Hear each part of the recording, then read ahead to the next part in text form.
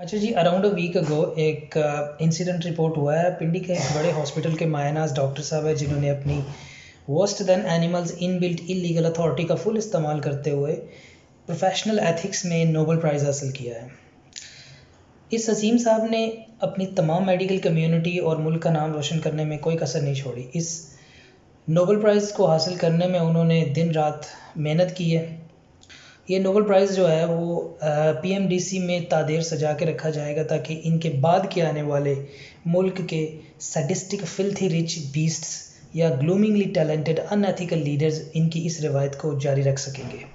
तो हुआ कुछ यूँ है कि एक डिप्राइव्ड सोसाइटी के सो कॉल्ड डॉक्टर साहब हैं जिन्होंने, जब उनकी ईगो सेटिस्फाई नहीं हुई तो उन्होंने फिज़िकल अब्यूज़ किया है एक नर्स के ऊपर।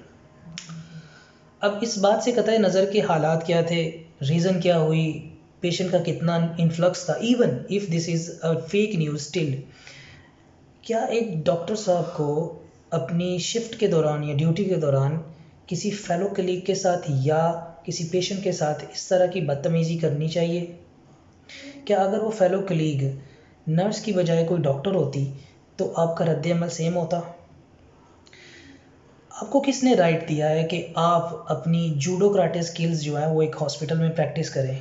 हमने तो सुना था कि हॉस्पिटल जो है वो ये डॉक्टर्स की स्किल्स या नर्सिस पैरामेडिकल स्टाफ की स्किल्स को प्रैक्टिस करने की जगह होती है वे यू सेव लाइव्स। लेकिन आप यहाँ पे एक नई रिवायत जन्म दे रहे हैं।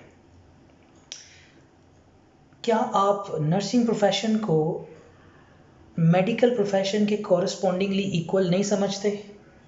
अगर आप नहीं भी समझते, स्टिल आपके पास क्या अथॉरिटी है कि आप किसी को फिज़िकल अब्यूज़ तो दूर, किसी को वर्बल अब्यूज़ भी करो? Even if it was emergency and patient was in dire need in the ambulance outside the hospital, still you need to prioritize the patients inside, not outside the hospital.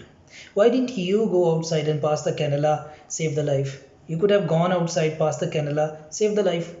Instead of showing your damn martial arts skills inside the hospital over the nurse, you could have done that. This proves that you were not capable enough. Either you were not capable enough to perform that basic skill for which you got your damn medical license, or your ego was not letting you do that. तो इसका reason कुछ ये है कि जब हर parent को अपने घर में डॉक्टर, इंजीनियर या कोई बहुत बड़ी तोप पैदा करनी है तो फिर इस तरह की हरकतें तो होंगी, क्योंकि उनके मुताबिक बाकी जितने भी प्रोफेशंस हैं उनकी कोई औकात नहीं है।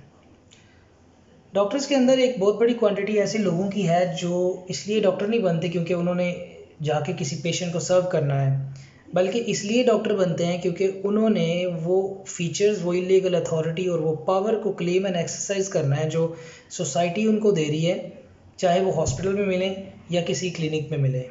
और जिस पेशेंट की वजह से उनके ऊपर वो सारी नवाजिशें हो रही हैं, उसके पास उन्होंने लेस दैन 10 सेकेंड्स जाना है, उसका नाम भी पता नहीं है, वाइटल्स का भी कुछ पता नहीं है, और उसको इस तरह फील कराना है जैसे डॉक्टर साहब ने उधर आके उस पेशेंट के पास एक बहुत बड़ा एहसान कर दिया है। माइंड योर सेल्फ, मेरी ये बात जो है वो जनरलाइजेबल नहीं है, ये तमाम डॉक्टर्स के लिए नहीं है, लेकिन ये चंद उन लोगों के लिए है जिसकी वजह से ये डॉक्टर कम्युनिटी हर बार इस तरह की हरकत करने के बाद सुर्खियों में रहती है। यूके गवर्नमेंट ये प्लान कर रही है कि नर्सिस को मेन स्ट्रीम में लाया जाए for surgery, to train them and get them in mainstream for surgery to reduce the waiting time list for the patients, because they think that nurses are capable enough to perform surgeries, even they are minor surgeries, still they are thinking to get them in the mainstream. और America में already nurse lead clinics चल रहे हैं और हम लोग अभी तक ये डिसाइड नहीं कर पाए कि हमारी ईगो कौन सेटिस्फाई करेगा और हमारे हुक्म कौन मानेगा। तो अगर हमने इस हेल्थ केयर सिस्टम के लिए कुछ करना है तो सबसे पहले इक्वल प्रोफेशनल रिस्पेक्ट देना सीखना पड़ेगा, और बराए मेहरबानी उन अथॉरिटीज़ को यूज़ करें जो सब्जेक्ट टू सम लॉ हैं। अपने घर से कोई स्पेशल किस्म की अथॉरिटीज़ ना लेके आएँ, और नर्सिस को चाहिए कि वो एक स्पेशल बैज अपने आईडी बैज के साथ लगाएं जिस पे ऊपर लिखा हो, yes I am a nurse but I am not your slave.